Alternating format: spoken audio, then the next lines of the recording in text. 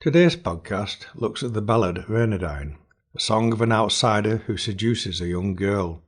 I'll look at the known history and printing of the song, together with an offshoot version from Ireland. On our journey, I will sing tune excerpts of the known songs.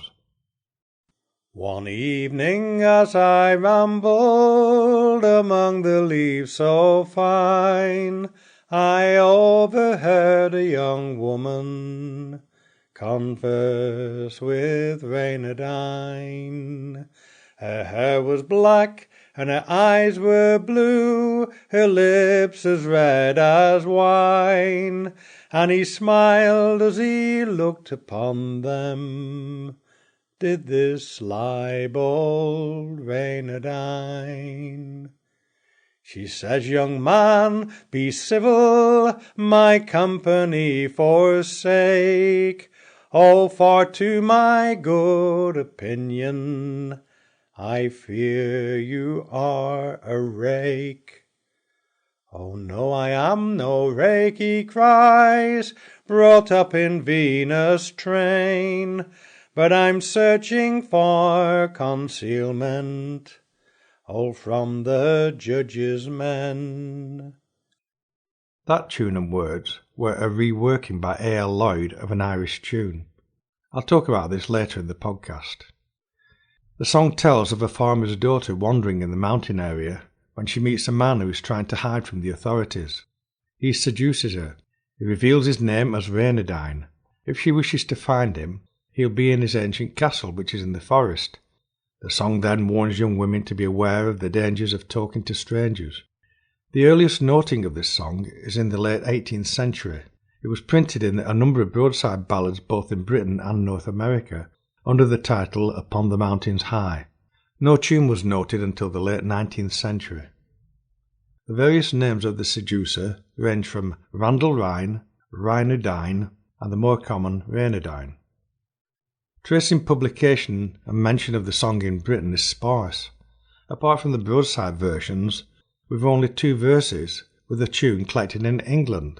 This was collected by Percy Merrick in 1901 from Mr. Hills of Petworth in Surrey. It was printed in 1904 in the Folksong Journal of the English Folksong Society.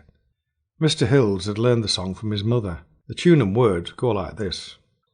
It's true I am no rake, he said, brought up in Venus' train, but I'm seeking for concealment all on this lonesome plain. Your beauty so enticed me, I could not pass you by, and with my gun I'll guard you all on the mountains high. With that this pretty fair maid, she stood all in amaze, with eyes as bright as amber, all on me did gaze. Her cherry cheeks and ruby lips, they lost their former dye, and she fainted in my arms, all on the mountains high. In Ireland, a small number of tunes were noted. A tune with 2 verses collected by Herbert Hughes in Donegal was printed with musical arrangements in 1909 in his book Irish Country Songs. And a tune and a verse collected by P.W. Joyce was printed in Ancient Irish Music in 1873. None of the tunes have any melodic link with each other, but seem to be local tunes adapted to fit the broadside text. The lack of information shows that the song had already faded from the repertoires of the British singer by the time the song collectors of the late 19th and early 20th centuries started their collecting.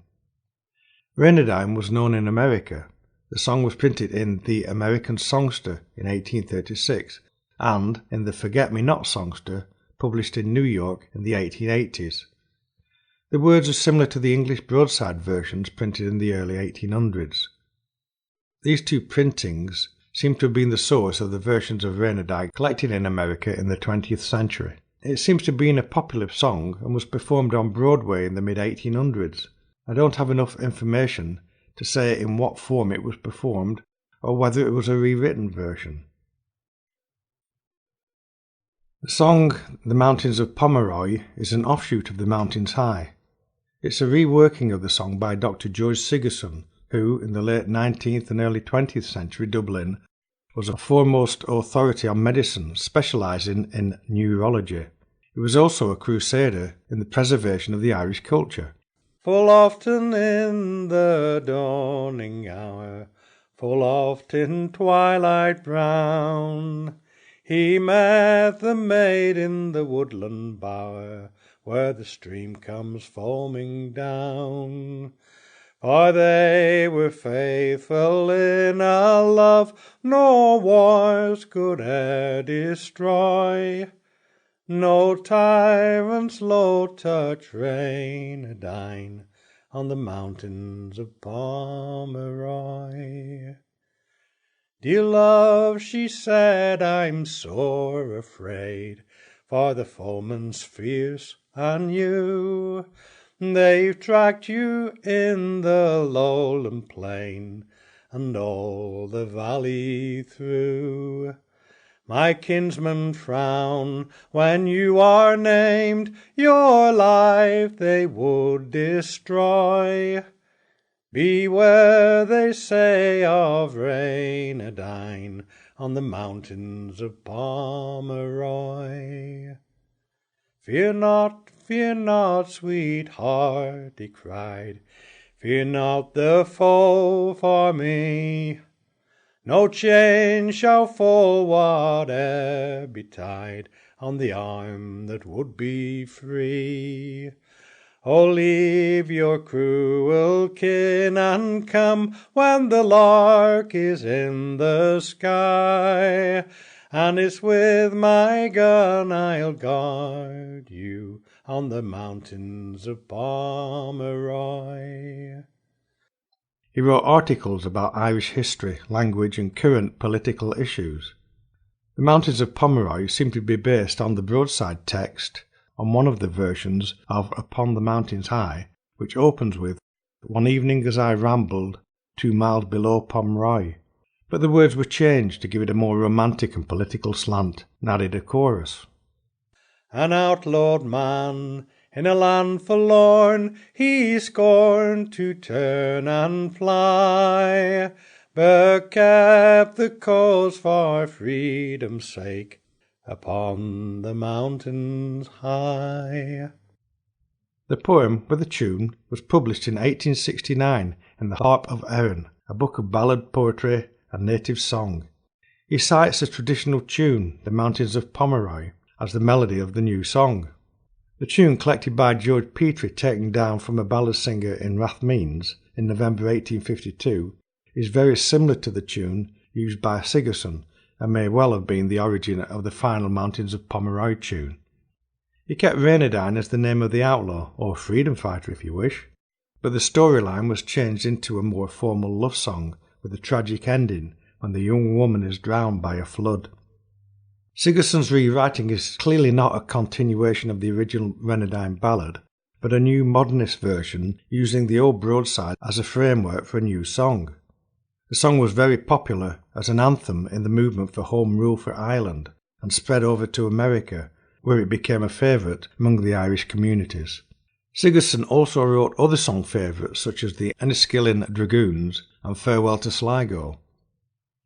Mountains of Pomeroy is still fairly current in Ireland and in North America. It's a fine song in its own right. The later versions of this song have dropped the chorus but use it as a final verse refrain. There was a resurgence of Reynardine in Britain during the folk song revival in the late 1950s. A.L. Lloyd reworked the song by modernising the Herbert Hughes tune, bringing out the more sinister aspects of the original Mountains of High framework.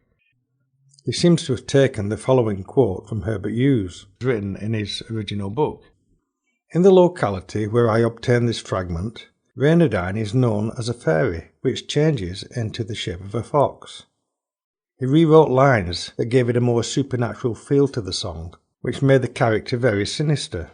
He added the line, his teeth did brightly shine, which he stated that he got from a version taken down from Tom Cook of Suffolk.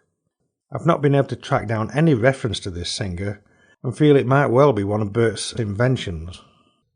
They had not kissed but once or twice when she came to again, and most modestly she asked him, "Oh, pray tell to me your name." "Oh, if by chance you look for me, by chance you'll not me find, for I'll be in my green castle, enquire for Reynardine." Oh, day and night she followed him, his teeth so brightly shine, as he led her o'er the mountains, did this sly bold Reynardine. Lloyd recorded the song twice, once in the late 1950s, where the text was a fairly standard rework, and again in the 1960s, where the supernatural plotting appeared. He encouraged some of the new popular singers, Martin Carthy and Anne Briggs, to record it on their LPs. He added notes to LP sleeves stating that the song was very old and referred to a supernatural being, a werefox. The audience of folk singers of the 60s were ready to take on board a great song to sing, which had a mysterious history. Why, the name Reynardine obviously refers to a fox. Whether you like or despise the reworking and modernisation of Reynardine by A.L. Lloyd, you have to admit he did a fine job. It may be fake song, but it certainly is powerful. Lloyd's reworked version is probably the main reason why the song is still alive in Britain, and why I'm talking about it in today's podcast. I will end this podcast with a recording of The Mountain's Eye as noted by Percy Merrick in 1901. The performance is a live recording by Amanda and Jane Threlfall, made in the year 2000 at the White Hart Folk Club in Mickleby in North Yorkshire. This is a live recording, hence the sound of people chattering coming through from the bar next door. One night upon my rambles 2 miles below Fairfoy, I met a farmer's daughter all on the mountain's high. I said, "My pretty fair maid, I'm pleased for to meet you here. All on this lonesome mountain, your beauty shines so clear." She said, "Young man, be civil, my company forsake, for it's to my good opinion I fear you are some rake. If my parents they should come to know, my life they would destroy, for keeping of your company all on the mountain's high." He said, "My dear, I am no rake, brought up in Venus' train, but I'm seeking for concealment all on the lonesome plain.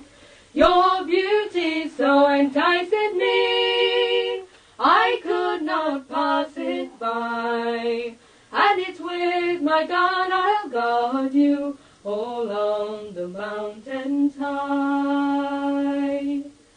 Now her cherry cheeks and her ruby lips, they lost their former dye, and she's fainted into his arms there, all on the mountain's high. Now they had not kissed but once or twice, when she's come to again, and at that she kindly asked him, "Pray tell to me your name. If perchance you ask for me, perhaps you'll not me find, but I'll be in my castle, enquire for Reynardine."